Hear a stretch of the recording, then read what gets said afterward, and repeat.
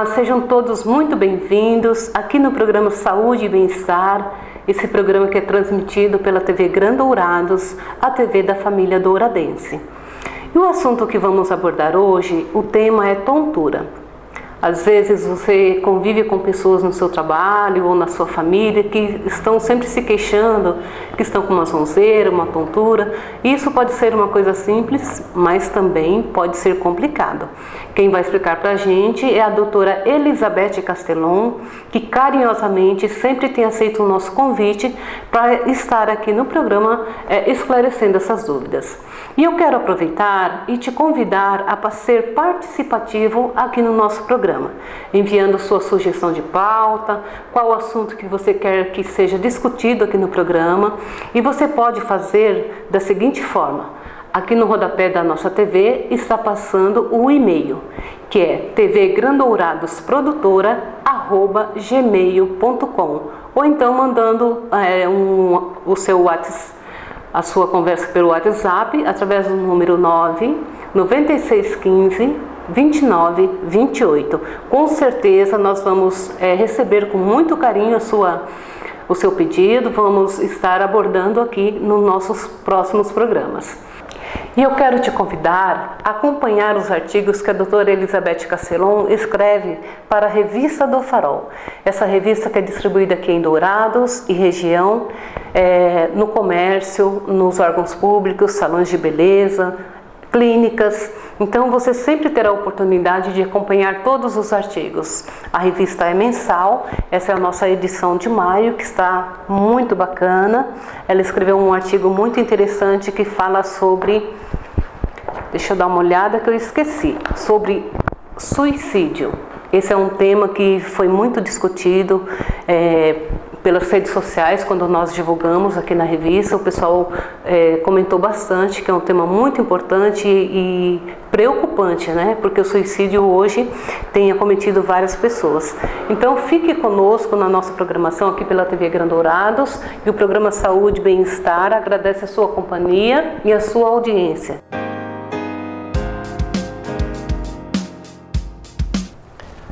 E o programa Saúde e Bem-Estar sempre levando para você os melhores assuntos importantes. E aqui na clínica da doutora Elizabeth Castelon. Muito obrigada, viu, doutora? Obrigada pela oportunidade. E eu quero até te fazer um convite para vir conhecer a clínica. É um verdadeiro espaço terapêutico, você vai se sentir muito bem, muito à vontade. É um espaço gostoso, divertido, as pessoas, a equipe é totalmente atenciosa. Vale a pena, se você tem algum dos transtornos que nós temos discutido aqui no programa Saúde e Bem-Estar, então você é um dos nossos convidados para vir aqui e conhecer esse espaço maravilhoso. Doutora, o assunto que vamos abordar hoje é tontura. A gente sabe que isso acomete muitas pessoas, né? É preocupante porque a pessoa, quando sente tontura, isso pode levar a uma queda e de repente levar até casos mais graves, né? E o que causa a tontura? O que leva a pessoa a sentir esse sintoma? Então, a tontura é uma coisa meio difícil para o médico, porque ela pode ter muitas causas, né? Então a gente classifica a tontura assim: a tontura que a gente chama geralmente a tontura rotatória, ou a tontura onde eu tenho uma sensação de que eu tenho uma perda de equilíbrio, onde eu oscilo, ou onde parece que alguma coisa vai me cair, onde eu vou ser jogado para um lado. Esse tipo de tontura a gente chama de vertigem na medicina, e aí a gente procura alguma causa no sistema do equilíbrio, que é o sistema do labirinto, que a gente divide: periférico, que seria o ouvido interno, que é uma parte do ouvido, mas que está lá dentro, e central, que já é dentro do cérebro, mas são as partes do sistema nervoso central que estão associadas ao processamento da minha posição no espaço. Então, essa seria uma das. Então, aí eu já entro num grupo de causas muito grande. Então, que pode ser desde doenças do labirinto, como eu falei. Então, a gente tem síndrome de Meniere, tem nistagmo benigno paroxístico posicional, tem a neurite, a neurite do nervo do labirinto. Então, assim, tem várias causas só dessa causa do agudo. Mas aí eu posso ter também causas que são neurológicas, que seria aí a minha parte propriamente dita, onde eu posso ter, por exemplo, um tumor no cerebelo, um tumor na ponte, né, que são partes do sistema nervoso central, ou um AVC, o AVC isquêmico, que é por uma obstrução do fluxo sanguíneo, ou um AVC hemorrágico, ou uma doença infecciosa, ou uma doença autoimune. Então, assim, abrem-se muitas causas. Mas também a tontura pode ter uma causa psicológica. Então, o estresse é uma causa muito grande de tontura, né? Mas a tontura também pode estar associada à enxaqueca. Então, muitas vezes a pessoa tem enxaqueca e tem muita tontura.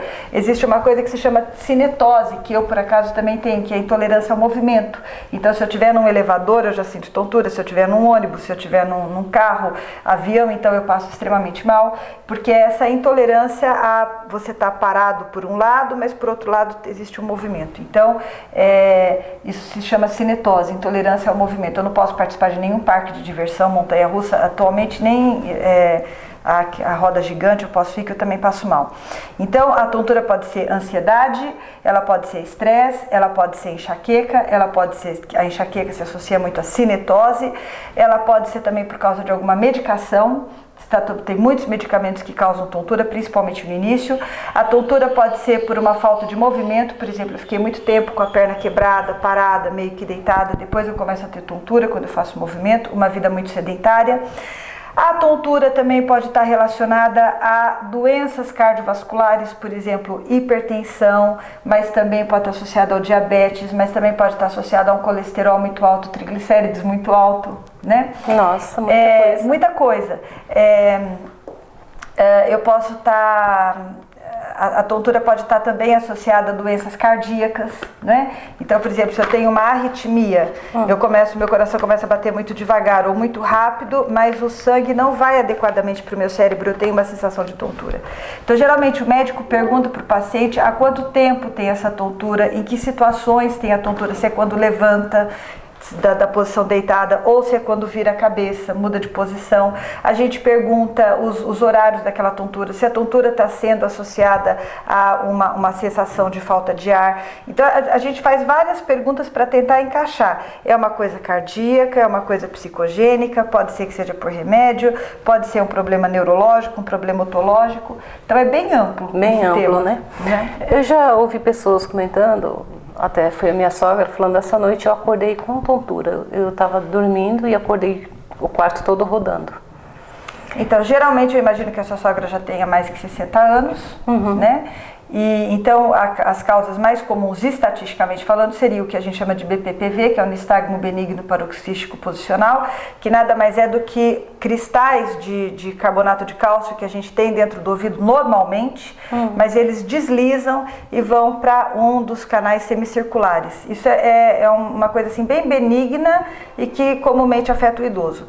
Mas, por exemplo, pensando na sua sogra, se ela chegasse no pronto-socorro, uma coisa que a gente precisaria sempre descartar é uma arritmia, e uma outra coisa que a gente tem muito que descartar é um AVC, né? Ou uma crise hipertensiva. Então a gente sempre, como médico, a gente se preocupa sempre em ter certeza de que coisas perigosas não estão acontecendo. Tá? Então eu avaliei aquilo, eu já vi, tá? Então esses perigos foram descartados, aí então vamos ver se são algumas outras coisas menos perigosas, mais tranquilas, né? Mas, por exemplo, acordar com tontura pode ser sim um AVC, pode ser, que no caso não foi, porque ela se recuperou, né? Não estou dizendo que seja, mas quando a gente não sabe o que está acontecendo, o médico tem que sempre procurar descartar as coisas mais graves, ter certeza de que não é aquilo. E a tontura é sempre muito perigoso, né, doutora? Porque a pessoa perde o equilíbrio. Perde o equilíbrio e pode cair, isso. Então, o risco de queda com ferimento é uma coisa ruim. O fato da pessoa também não conseguir, porque eu já tive alguns episódios de tontura e realmente você não consegue, pode ser que você não consiga sair da cama. Você não consegue sair da cama e é horrível. Assim, é melhor às vezes ter dor do que ter tontura. Tontura é uma sensação muito ruim, né? Pode ser muito debilitante. E você como médica, desculpa te interromper, você como médica, conhecendo já essas várias ramificações, você conseguiu se autodiagnosticar? Retrospectivamente, hoje, porque isso aconteceu há 15 anos atrás, 15, 16 anos atrás, hoje eu vejo que isso estava muito associado a estresse e depressão.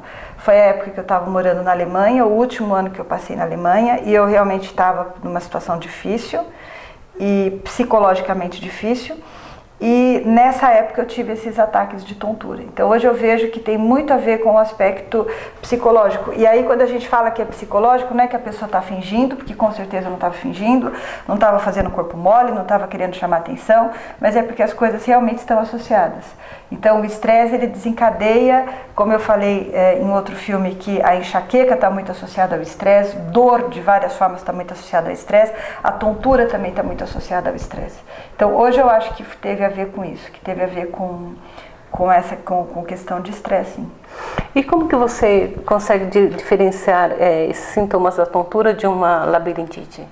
Então, o termo labirintite, ele é um termo que os médicos comumente usam diante dos pacientes para talvez dar um nome, né? Igual a gente fala virose, você está com virose, né? Então o paciente sai com o nome de um diagnóstico, então você está com labirintite.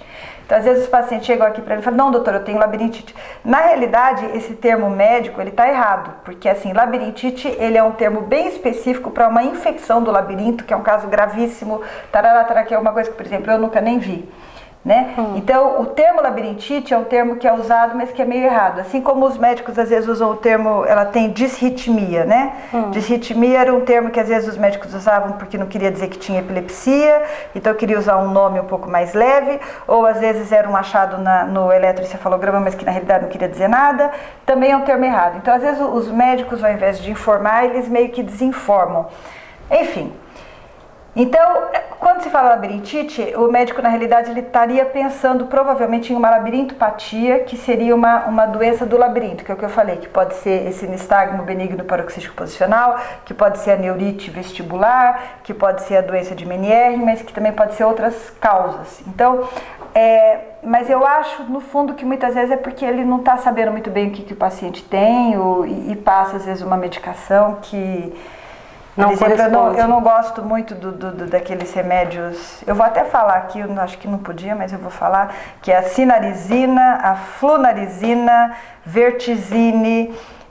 Eu tenho muita raiva desses remédios, porque de fato eles ajudam a tratar a vertigem muito rápido, mas eles podem ter como efeitos colaterais depressão e doença de Parkinson, tremores. A pessoa fica com um quadro parecido com doença de Parkinson. Então não é legal, principalmente para pessoa de idade, tá prescrevendo essas medicações. Quando a paciente tem tontura, você vai ter que realmente investigar, isso vai levar um tempo. Você vai ter que realmente conversar com ele, ver todas as doenças que ele tem, ver o estilo de vida que ele leva, ver as medicações que ele usa, às vezes até hábitos alimentares. Tem gente que toma muito café e tem tontura, então a gente tem que tirar o café. Isso varia muito de paciente para paciente, nem sempre você vai ter que tirar o café, tirar doce, né? Mas alguns pacientes você pode experimentar isso e ver se melhora a tontura dele. Só te interrompendo, doutora, uma sobrinha minha comentou uma vez que ela estava com uma crise de tontura e o médico falou que ela estava com problema no fígado e por esse motivo que estava dando tontura. Procede isso? Problema de fígado causa tontura? Eu não conheço essa relação.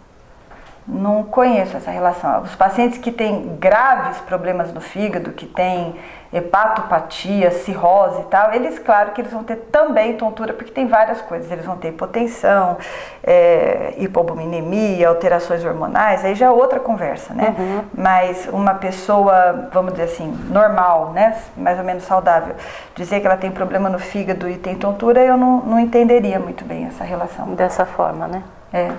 E existe exames, né, que pode levar a um diagnóstico mais preciso? Primeiro, o mais importante é conversar com o paciente mesmo e levá-lo insistentemente a descrever o que ele está sentindo. E para o paciente, muitas vezes é difícil dizer isso. Ele fala, não, minha cabeça roda, não, minha cabeça está cheia de água, não, minha cabeça está pesada. Às vezes a tontura é meio rotatória, mas ele não sabe explicar. Então, assim, às vezes o paciente tem dificuldade em descrever aquela sensação. Mas o mais importante seria conversar e tentar conversar com ele quando aparece essa tontura, quanto tempo, que situações desencadeiam, etc, etc. Depois você faz um exame físico, aí você vai ver se o paciente tem arritmia, você vai ver se o paciente tem o que a gente chama de hipotensão postural, que é quando ele está deitado, tem uma pressão, quando fica em pé a pressão cai muito. Você vai ver se o pulso, né, como eu falei, se o pulso está rítmico ou não. Você vai ver se ele tem uma coisa que a gente chama de nistagmo, que é o olho ficar pulando. A gente faz alguns testes neurológicos para ver se tem alguma alteração de algum a gente chama de par craniano, né? Alguma alteração dos pares cranianos, porque eles estão muito próximos das áreas associadas ao equilíbrio. Então a gente faz vários testes clínicos. Com suspeitas já bem estabelecidas, você vai pedir outros exames. Então, por exemplo, você pode pedir, tem alguns exames específicos do otorrinolaringologista, tem inclusive uma área na medicina que é a neurootologia ou otoneurologia. Então, às vezes são feitos alguns testes específicos, às vezes você vai pedir uma ressonância porque você acha que tem alguma lesão lá dentro do sistema nervoso, às vezes você vai pedir um teste específico mais da parte cardíaca. Então, existem testes específicos sim, mas esses testes vão depender muito da avaliação clínica inicial. Tá certo. Doutora, nós vamos para mais um intervalo e depois a gente volta então falando sobre como tratar a tontura, né? Tá. E se tem também prevenção, a forma preventiva que podemos adotar.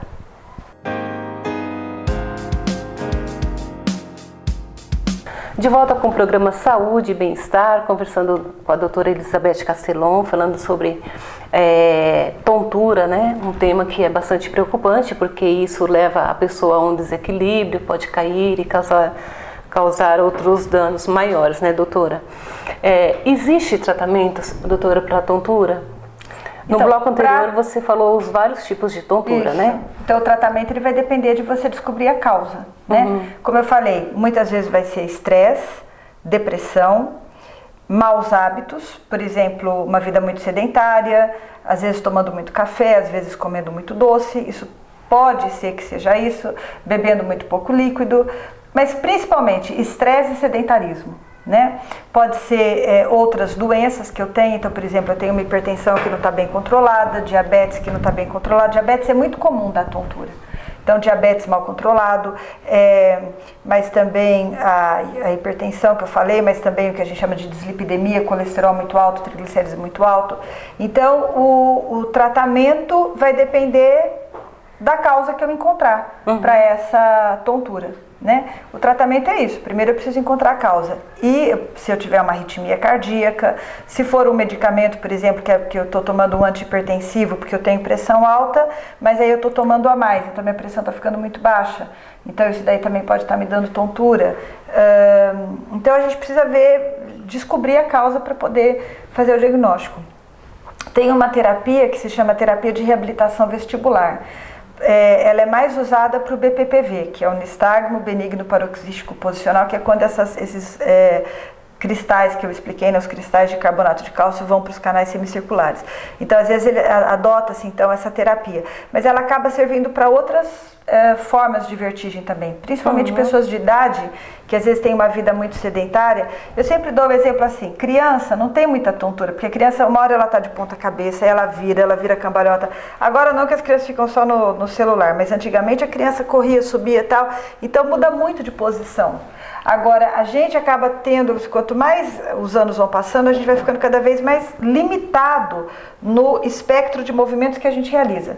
Então, ou eu estou sentada, ou eu estou sentada assim, ou eu estou deitada, ou eu estou em pé, mas não tem muita curvatura, não tem muita flexibilidade, muita mudança. Então isso, com certeza, isso afeta também a nossa capacidade de adaptação postural e isso contribui para a vertigem. Nessa terapia de reabilitação vestibular, que é uma terapia feita pelo fisioterapeuta, ele vai estar dando exercícios que vão desafiando o nosso sistema de equilíbrio.